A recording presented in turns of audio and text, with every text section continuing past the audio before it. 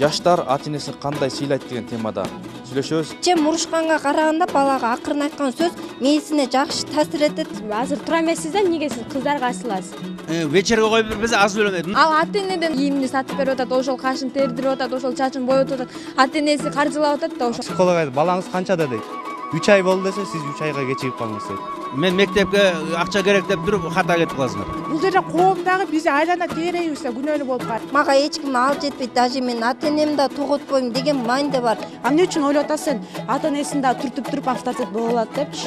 Адет сабагы иман жөнүндө, Аллах жөнүндө түшүндүрөбү? Динде деле айтылат да, 9 жашка барганда баланы намаз окутуш керек. Андайын окубаса анын сабагынга акысы жок. Жакшы болсоңор менин окуучум деп айтат экен.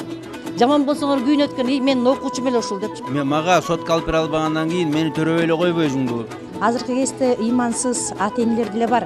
Өзүбүз ошол акчаны алып алып, өзүбүз туура жана туура эмес пайдаланып жатабыз деп. Ата энеңди сыйласаң өз балаңдан сый көрөсүң депчи.